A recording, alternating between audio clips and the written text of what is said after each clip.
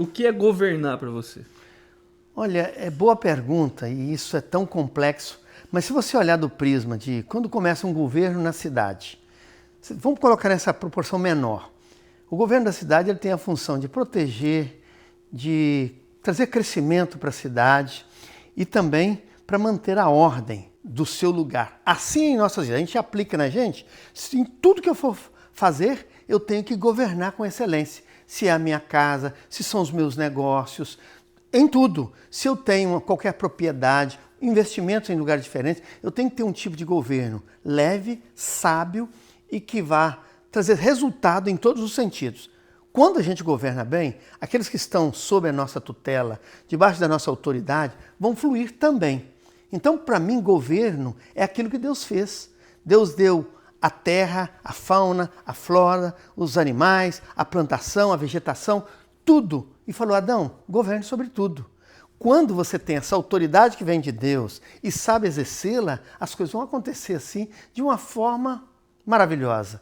Então, governo para mim, nada mais, nada menos do que esse princípio bíblico. É sobre todas as coisas com excelência. E qual que é a diferença entre governar e apenas ser o dono de uma empresa?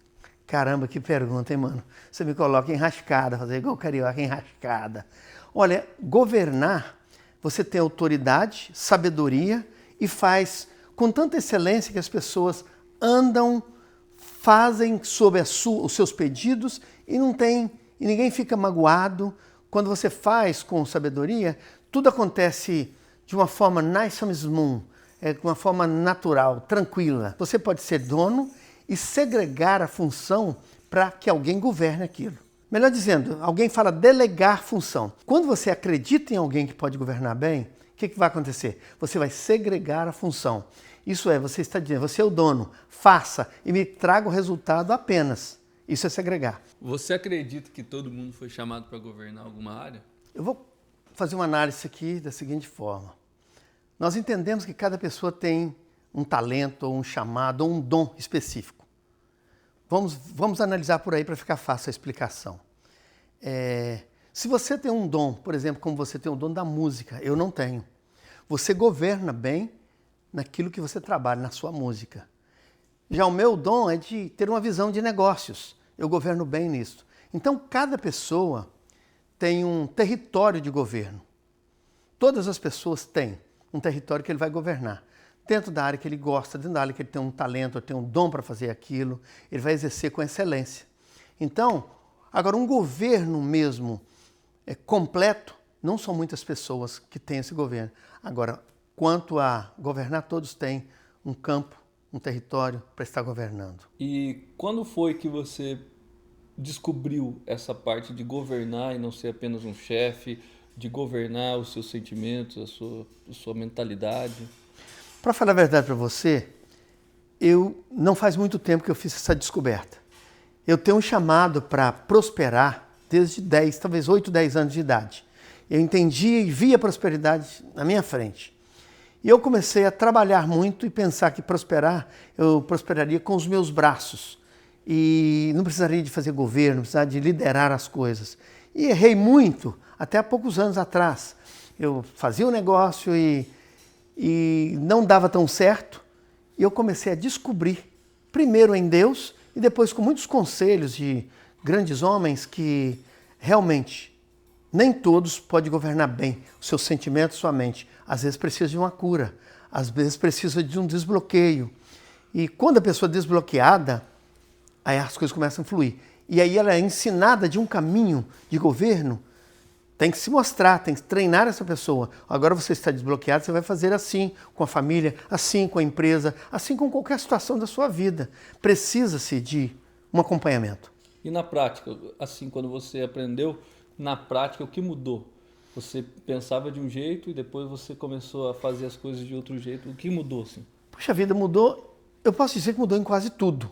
Que quando muda o seu conceito, a sua crença naquilo ali, você começa a fazer na direção correta, te traz até ânimo, porque você começa a sentir, eu tenho autoridade sobre isso.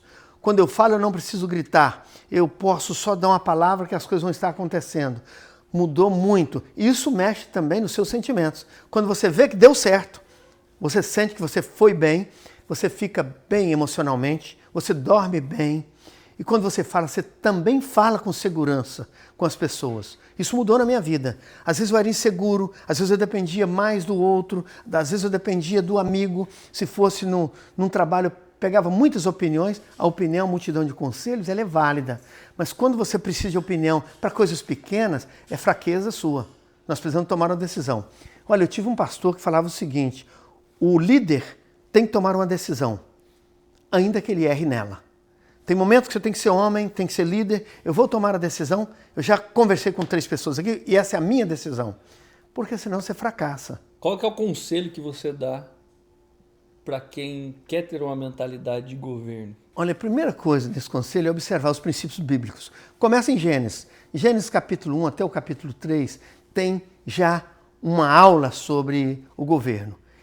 E todos precisam entender, a partir daí, que todos nós fomos chamados e Deus nos deu o direito de governar, como Ele deu para Adão. Hoje nós somos livres em Cristo. Nós voltamos a ter uma mente curada e não uma mente pecaminosa como posteriormente Adão teve. Então, quando você olha essa primeira lição bíblica ali, você fala, epa, é por aqui que as coisas vão acontecer. Aí, para que eu possa governar melhor ainda, é abraçar novamente o bom professor, um bom mentor, um bom conselheiro, para que você comece a andar com suas próprias pernas. E quando você começa a andar, o conselho vai te dizer, ô mano, você está indo bem. Aí você começa a sentir que vai bem e você se sente encorajado a fazer. E qual que é o perigo de não ter essa mentalidade de governo? O grande perigo é de você ser servão, ser escravo a vida toda. Quem não tem uma mente de governo sempre vai seguir a mente de outros, sempre vai seguir outro que tem governo. Não faz muito tempo que eu escrevi uma frase que tem pessoas que, aqueles que não realizam os seus sonhos, vão realizar sonhos de outros. Então, a pessoa que não tem uma mente de governo, ele vai acabar realizando sonhos de quem já tem uma mente de governo. Esse é o grande problema. Você quer fazer para você, você quer ter êxito na sua carreira, êxito na sua família, êxito nos seus negócios, tenha uma mente de governo, busca isso. E quando você buscar nas fontes certas, nos primeiros capítulos da Bíblia, no bom conselheiro, pedir a Deus essa autoridade de governo, daí você vai fluir naturalmente.